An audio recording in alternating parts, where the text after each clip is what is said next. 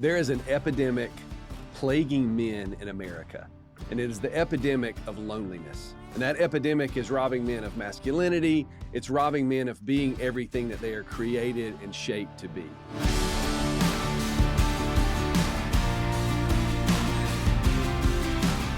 Welcome to the Jeff Kapusta podcast. Today, we are going to be talking about what we are doing to help fight against what is plaguing men in America. My name's Kevin Lloyd. I'm super excited to be on with Jeff Kapusta. Such a privilege to have you. Welcome. Well, thanks. It's a huge honor to be here. Honored to have you.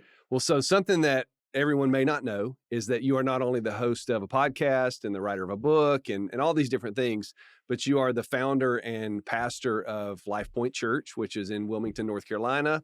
I have the privilege to be on your team and work under you. So you're not only my pastor, you're also my boss.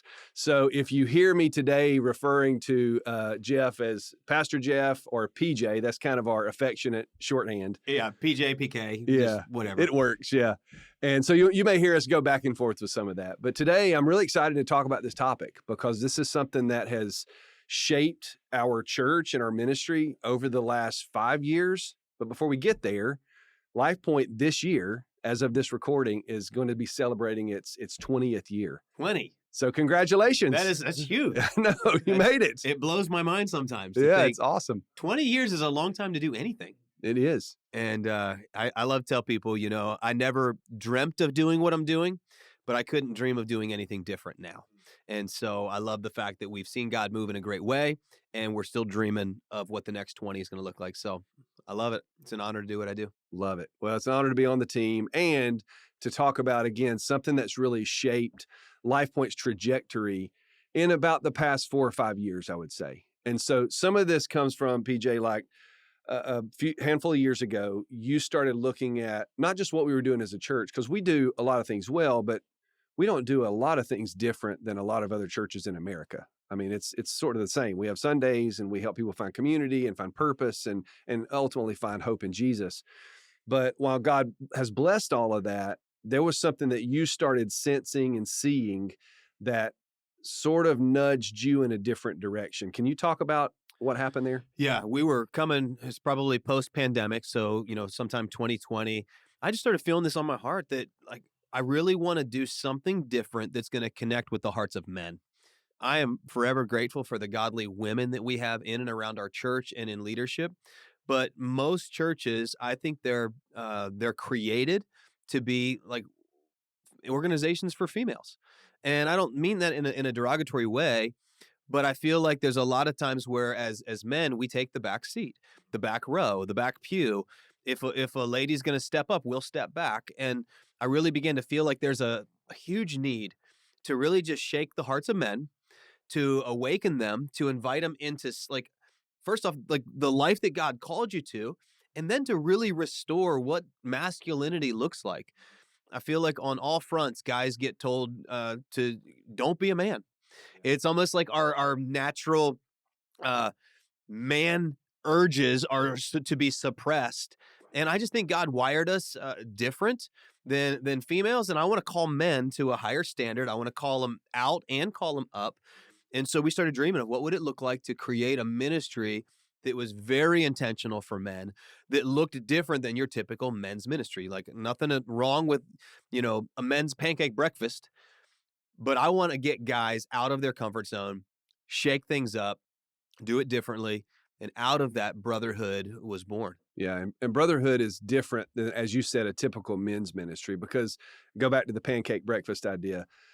Those are pretty easy to kind of walk into and hide and then walk back out of. And you've checked a box, but you're not changed. There's Right. nothing transformed. And the battle of against masculinity, that the regression into loneliness, that happens oftentimes over generations in a man's life, like over decades.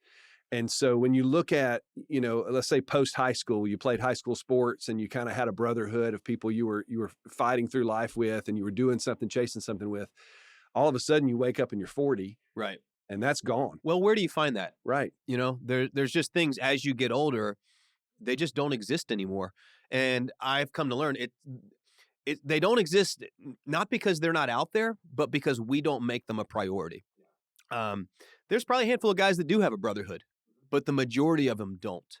And so what I want to do is create something. I like to say this is not boys to men. I'm not trying to turn boys into men. I'm trying to turn men into brothers. I want guys to have somebody in their corner that they can call or they can text, that they can high five in the good times.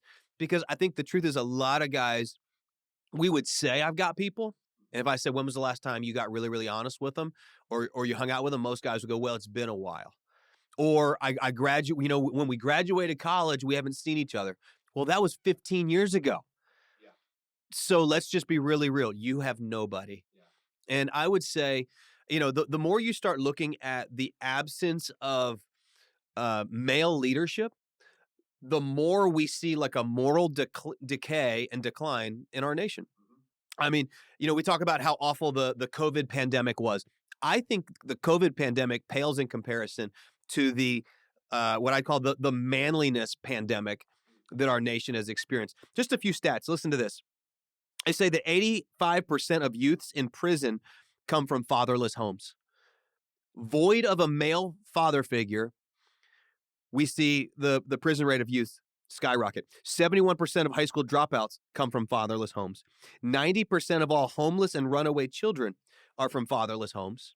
Nearly 25 million children live without their biological father. 60% of youth suicides are from fatherless homes. So if we can somehow capture the heart of a man and we can align it for like the purposes of God, imagine the impact that we can make. I remember when this whole concept really began to grow legs. This was it was late 2022. I had come through some just vocal issues and had been on vocal rest. And I had a lot of time to dream. And one of the dreams was trying to develop this men's ministry called Brotherhood. And we were working on a series. I remember this because you were there. We were working on a series called Red Flags, and it was a dating and relationship series. And so we're working on this message on dating.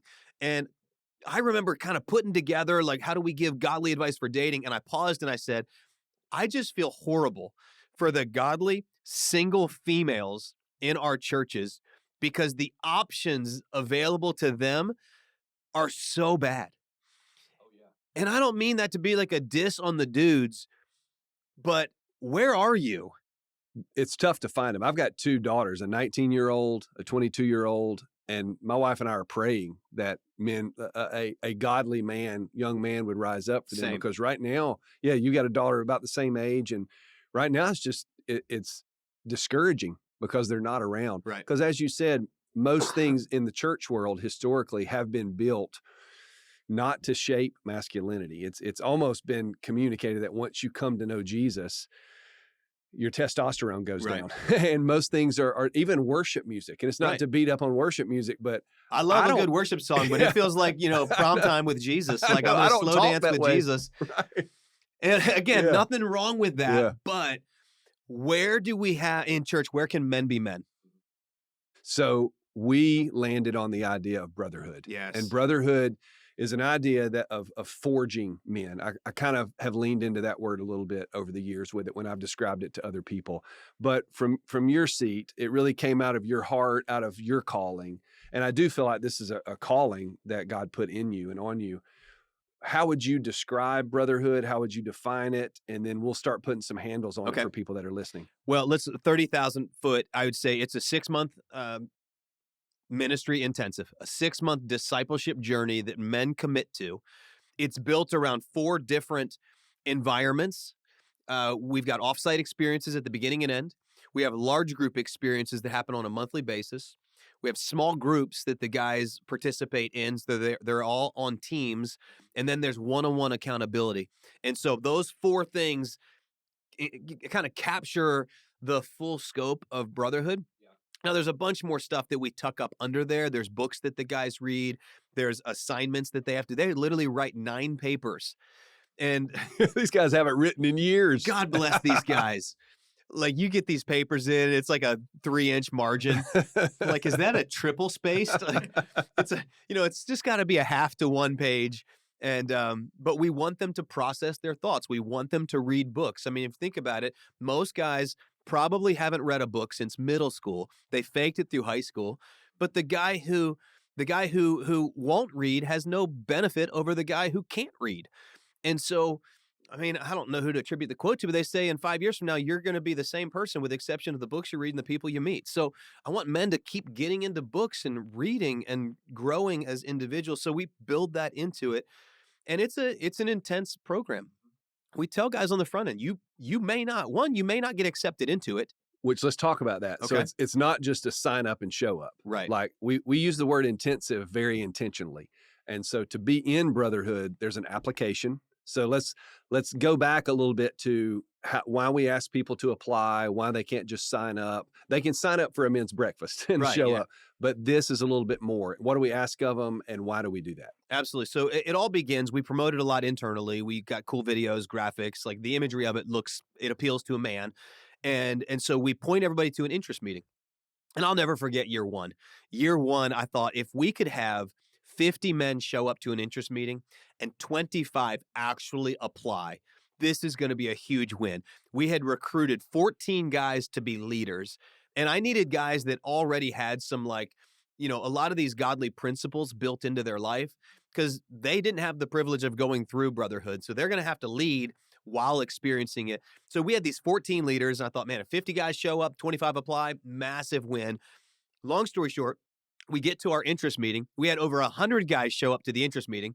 It was somewhere around like 90 some that ended up turning in an application, which, by the way, an application means write a half to 1 page paper explaining why you need to be a part of Brotherhood. So we wound up with about 90 applications. We quickly, when you start reading them, we read them, we pray through them. Some of them, you immediately throw them away. You're like, bro didn't even try. Or they said, my wife wanted me to do this. Yeah, and I tell them, listen, if you're here because your wife told you need to be here, you need to go home and ask if you can wear the pants and maybe make this decision for Right. yourself. And I've had some guys, they'll fill out an application and they'll say, here's why I think every man needs to be a part of this. No, you failed the assignment. Why do you need to be a part of this? We're doing this because every man needs this. Why do you need this? And so we take all of that, we process through it, we send out acceptance letters to the guys, and we invite them to a follow-up meeting, which is them and their significant other, because we need a spouse to understand what your man is committing to is going to pull him from you for a little bit. Like, you're going to want him to, like, maybe watch whatever show you guys are into, but he's got to finish reading this He's book. got homework, yeah. He's got to do some homework. And we also have learned we want to be really honest with a significant other, many cases a spouse, but you may have a girlfriend, that your man is going to unearth some stuff over this 6-month journey that is probably going to shock you when you find out. Well, and a couple of things you've said that I want to shine a spotlight on. One is how difficult it is for guys to be honest about themselves. So even in that initial paper, it Right. just starts to show that, like, men aren't used to emoting, they aren't used to articulating those kind of things because they've shut so much down. They've suppressed it, and I believe because they oftentimes feel like they're the only ones feeling this way. So to be authentic and to be exposed with other men, it's just difficult. The second thing is you talked about the spouse or significant other, and we do, as a part of our system, on the front end, we have a meeting with spouses, and then on the back, we coach the guys on how to bring all the life change that you've experienced back home. Right. Because if not, it's just can go haywire. So we make promises to the spouse on the front end. We're going to give you back a different man. And then on the ending, we just communicate, hey, here's some ways, some tools that you can put in the toolbox to be able to go back home, re-enter into life, and make sure that your marriage isn't suffering because everything you're dumping on your spouse Right. who didn't have this It's spiritual great breakthrough. that you got freed Yeah, up, but right. you just unloaded all your baggage on your spouse who didn't know that you were even carrying. So yeah, it's important that we come alongside of the ladies as well. And that's something that we try to do there at the beginning. So yeah, so once the guys have gone through this interest meeting, they then get invited to what we call initiation night. And this is where it really starts to get fun for those of us that know what they're stepping into. Right. And we won't unpack all of it. No. Again, we probably should have started this episode by saying first rule of Brotherhood is we do not talk about Brotherhood. Second rule is we do not talk about Brotherhood. So we got to kind of cloak some of this, leave the mystique around some of this, but we do create an experience where guys show up. What I'll say is this: most of the time, what we observe is guys show up, they don't know anybody. They're very quiet, they're very standoffish. It reinforces the fact that most men are lonely. They meet their team leader and their teammates, and they spend about 90 minutes bonding. Uh, we'll leave it at that. It's a 90-minute bonding experience where we then talk about what does it mean to bear the Brotherhood brand. And what we find is in that 90-minute window, these strangers begin the process of becoming brothers. And it kicks off a 6-month journey that, if you'll invest, will bring a radical transformation. Immediately breaks them out of their comfort zone. Yes. They show up out of their comfort zone. So let's fast forward. We get through initiation night. Brothers are in. The class has begun, and we run this as a 6-month class. You mentioned some things that we do. I want to drill down on a couple of them. One is large groups. So we have a handful of those throughout the 6 months. And let's talk a little bit about what that is. Yeah, it's a different type of men's gathering. We like to say we sat down and created an environment that we would love to attend. Honestly, I think for most of the guys that are, and maybe you're a pastor that enjoys this podcast. First thing I would tell you, if you're trying to create something, like ask yourself, what would I actually want to attend, and start there. So what we did is we said, what would it look like to create an environment where guys can come together? It is a guy environment. Like the language, the music, We we're play gonna games. cut up. Like Yeah. literally, we have game time. Yeah. And the games are borderline cancelable. And in some cases, maybe not even They're borderline. not They're borderline, completely yeah. cancelable. And here's the thing: most of the time, when a guy comes to church, he's expected to tame that masculine side, and we just want to like fan that flame. And when dudes, here's what I know: when guys are hanging out, man, we can sometimes. I don't want to justify being like off color with our language, but most of the time, when guys are hanging out, they get a little bit goofy, um, and we want to be able to allow for that. We don't want to rein that in. We actually want to fan the flame of masculinity. And some of that is going to be like awakening that middle school male that's tucked inside of every guy. Right. And we're going to laugh at things that you might go, was that inappropriate? Maybe a little bit. So yeah, I like to say it's a little bit profane. It's a whole lot holy. And Yeah. that's kind of what we do, because we're also coaching them and teaching them how to worship, how to like set the pace at their location, because we have multiple of those that our men attend. So we're coaching them of how to lead the way in terms of worship and how to lead the way in the church. Some other things we do is we require them to serve on a team on Sunday, so they are involved in the life of the church. Yes.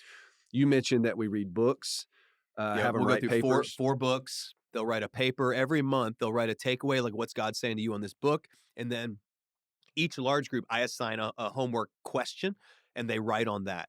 And so, for instance, I'll just give you one of them. One of the homework assignments is, who's at your funeral and what are they saying? Most guys we never envision the end. And so I want them to just think through, what's the end of my life look like? Who's there and what are they saying? And then we got to start asking the questions like, am I living in a way that will come to pass, or what changes do I need to make to get there? Yeah. So it's just a really honest, like, self-examination. And that's what we want the guys to be doing over the 6 months. So one of the ways that we prompt that self-examination is we raise the bar of accountability. So there's high community, worship, passion, all these things we're trying to reinfuse back into men's lives. But one of the things that's been missing is usually accountability. Right. So talk about how we do that, how we facilitate that, what some of that looks like. Yeah. So once a month, each of the brothers gets together with their team leader, and there's an intentional set of questions. They know them in advance. And there's questions about time in the Word. If you're married, time with your spouse. There's questions in your business dealings and finances. We dig deep into the nuance of your life. If you have kids, we talk about that. One of the questions is, did you dread meeting with me today? And have you lied to me about any of the questions? To which I'm always like, I just try to picture a guy like lying the whole way through and then being really honest at that one. You're like, well, yes. okay, all of that was a lie. But it's because most of us as guys, no one ever asks us those things. We keep things pretty surface level. We see our buddies. We're like, man, what's going on? How are you? Life's good, cool. How you been? Busy? Yeah, me too, busy. And it's all surface level. And if we don't get intentional about going deep, it won't happen. I know for me, my life, my marriage would have been different to this point. It's wonderful at this point, but it's come through a lot of pain. Right. I would have had a different trajectory of our marriage. It would have guarded us from pain if I had had courageous honesty that was present in my Christian relationship, my Right. friendships with other guys. It was very, very surface level because again, I felt like I'm the only one thinking this, feeling this, walking through this, and it keeps you from being honest. Like you said, it stays on the surface, but it never goes any deeper. Well, I would say to the person that's watching, and obviously probably more guys leaning in, but I know ladies, hey, you're welcome to glean from this as well. I've never met a guy that doesn't have a regret. And I also feel like most of the guys that are living with regrets probably wouldn't have made those decisions if they had this level of honesty and brotherhood built into their life. So we're trying to help guys safeguard what the potential pitfalls that just happen for all men. Yeah. Let's wrap up our time with shining a spotlight on a couple of things. Okay. So going back to the beginning, why this thing started in the first place. Yeah. Not only was God stirring in you, but also there's actually a miracle of Jesus that I've heard you say multiple times is from a male perspective is the real miracle of Jesus. And I'll let you unpack that. Yeah. So there's two stories in scripture. They're recorded in the gospels. I believe you got it in Mark as well as John. And the first story is you've got this paralyzed man. I believe it's in Capernaum. Jesus is teaching, and these four friends decide to pick up their buddy on his mat, and they carry him all the way to the house that Jesus is teaching at. They get there and it's jam packed. And I love the fact that they didn't get there and go, well, should have got here early, sold out. Sorry. It says they went on the roof and they ripped a hole through the ceiling and they lowered their buddy down. I mean, what a fiasco. Like if you're the homeowner, you're going to be like, somebody's going to have to fix this.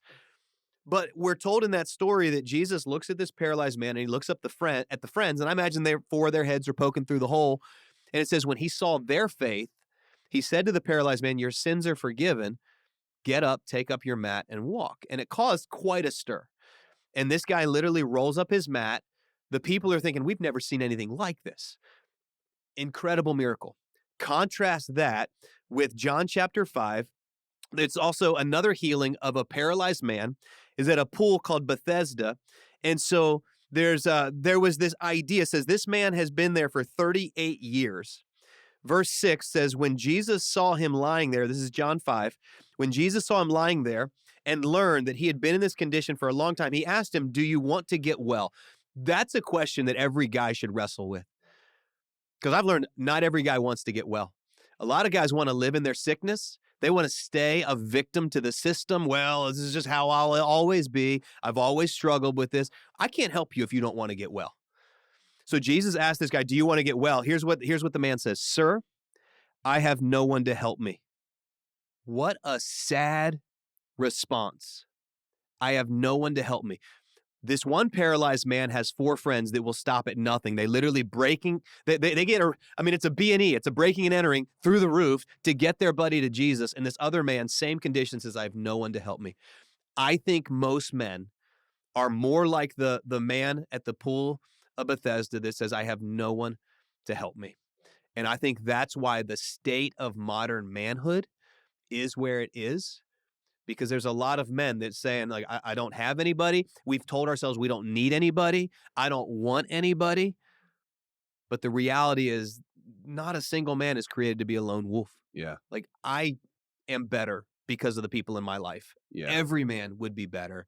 So we look at those stories and, I think of how many times over my years of preaching, I've preached this miracle that these four guys lowered their buddy and Jesus healed him. And like, that is a miracle. I'm not taking anything from that. But as a 49-year-old man, I now say the real miracle is a grown man had four friends. Yeah. If you can think of four solid men in your corner, that's a miracle. And that led you to Proverbs chapter 17, verse 17, Yes. which is really the heartbeat of brotherhood. Yes. And it led to the brand, if you will, of brotherhood. It's our tagline. It's what we say a lot. I'll let you quote it. Yeah, Proverbs 17:17, a friend loves at all times, but a brother is born for adversity. So we love to say our tagline is born for battle. Brothers are born for battle. And that's what we want. somebody that's going to battle like for you.